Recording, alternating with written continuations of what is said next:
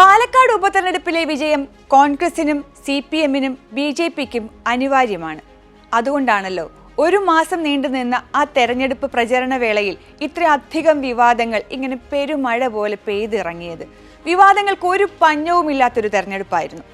കേരളം ഇതുവരെ കാണാത്ത വിധമുള്ള വിവാദങ്ങൾ, ആരോപണങ്ങൾ, രാഷ്ട്രീയ കൂറുമാറ്റം, പാർട്ടി വിടുന്ന പരിപാടി, പാർട്ടിയിലേക്ക് വരുന്ന പരിപാടി, കള്ളവോട്ട് വിവാദം, ഇരട്ടവോട്ട് വിവാദം, കൈ കൊടുക്കാതിരിക്കൽ, കൈ കൊടുത്തത്, സ്ഥാനാർത്ഥിയാക്കിയത്, സ്ഥാനാർത്ഥിയാകാതിരുന്നത്, കത്ത് വിവാദം, അങ്ങനെ തുടങ്ങി ഏറ്റവും ഒടുവിലെത്തി നിൽക്കുന്നത് എവിടെയാണ്?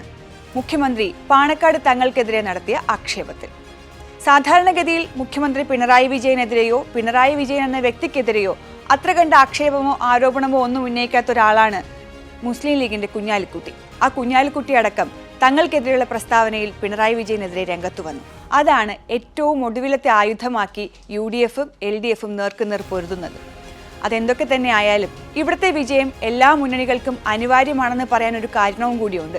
കഴിഞ്ഞ തവണ, അതായത് 2021 തെരഞ്ഞെടുപ്പിൽ UDF-ലെ ഷാഫി പറമ്പിൽ ജയിച്ചത് 3859 വോട്ടിന്റെ ഭൂരിപക്ഷത്തിനാണ്.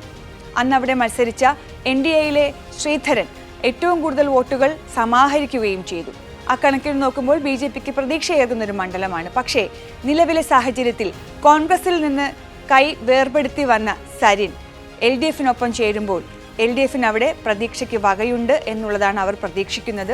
ആ പ്രതീക്ഷ എവിടെ എത്തുമെന്നുള്ളതും നിർണായകമാണ്. ഇത്തരമൊരു ഉപതെരഞ്ഞെടുപ്പ് വേളയിൽ സർക്കാർ പ്രവർത്തനം വിലയിരുത്തേണ്ട ഒരു അവസ്ഥയിൽ അതിലേക്കൊന്നും കടക്കാതെ സരിന്റെ സ്ഥാനാർത്ഥിത്വവും മറ്റു കാര്യങ്ങളും ഒക്കെ പറഞ്ഞ് LDF നടത്തിയ പ്രചരണം സാധാരണഗതിയിൽ താഴെത്തട്ടിലുള്ള സാധാരണക്കാരായ കമ്മ്യൂണിസ്റ്റ് പ്രവർത്തകരിൽ എത്തിയിട്ടുണ്ടോ എന്ന് ടെസ്റ്റ് ചെയ്യുന്നതിനുള്ള ടെസ്റ്റ് ഡോസ് കൂടിയാണ് LDF-നെ സംബന്ധിച്ചിടത്തോളം ഈ തെരഞ്ഞെടുപ്പ്. കോൺഗ്രസിന് അവിടെ ഭൂരിപക്ഷം ഉയർത്തുക എന്നുള്ള ഏറ്റവും വലിയ കടമ്പ കൂടിയുണ്ട്.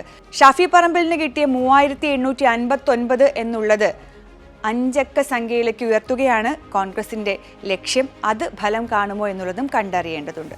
നേരത്തെ പറഞ്ഞതുപോലെ BJP-ക്കും ആ മണ്ഡലം കൈയൊഴിഞ്ഞ് നടക്കാൻ പറ്റുന്നൊരു മണ്ഡലമല്ല. ഈ ബഹളമെല്ലാം കണ്ട് കൊട്ടിക്കലാശം കഴിയുമ്പോൾ ജനം എന്തായിരിക്കും മനസ്സിൽ കണ്ടിട്ടുള്ളത്? ജനം ആരെയാകും പുതിയ MLA ആയി തിരഞ്ഞെടുത്ത് നിയമസഭയിലേക്ക് അയക്കുന്നത്? ആരെയായാലും ഇത്രയധികം വിവാദങ്ങൾ കണ്ട, കേരള രാഷ്ട്രീയത്തെ ഇത്രയധികം ചൂടുപിടിപ്പിച്ച, കേരള രാഷ്ട്രീയത്തിൽ മുന്നണികളുടെ ബലാബലം പരീക്ഷിച്ച, കേരള രാഷ്ട്രീയത്തിൽ ഒരുപക്ഷെ 2026 നിയമസഭാ തെരഞ്ഞെടുപ്പിന്റെ സെമി ഫൈനൽ എന്ന് കൃത്യമായി പറഞ്ഞു വെക്കത്തക്ക വിധമുള്ള കാര്യങ്ങൾ നടന്ന ഒരു ഉപതെരഞ്ഞെടുപ്പ് മറ്റൊന്നുണ്ടാകില്ലെന്നുറപ്പാണ്.